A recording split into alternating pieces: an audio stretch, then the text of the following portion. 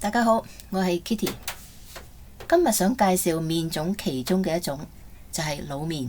我亦都利用咗滷麵做咗不同嘅吐司，有巧克力吐司、超柔軟終極日式生吐司，另外一個就加咗少少可可粉笨咗邊嘅終極日式生吐司，好好食，想喺呢度同大家分享。亦都參照咗幾位大師嘅做法，吳克己老師、阿明老師、大飛老師。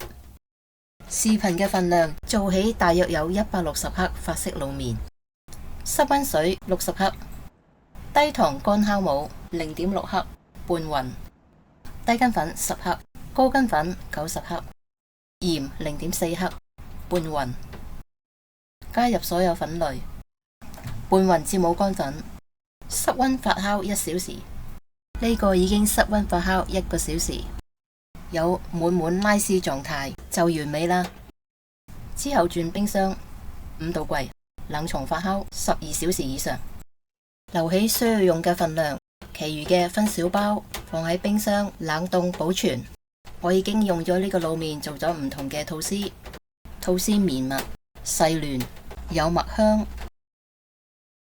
呢個滷麵麵種都有啲要注意嘅地方，每次用滷麵嘅份量，建議係總麵粉嘅20%以內，過多麵包會變酸。加入咗滷麵嘅麵團，延展性更加好，麵筋更加軟化。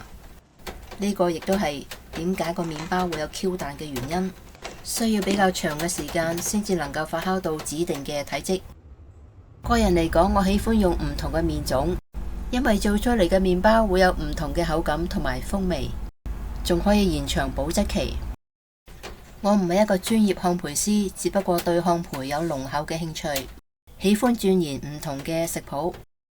有任何問題可以喺下面留言，大家互相切磋一下。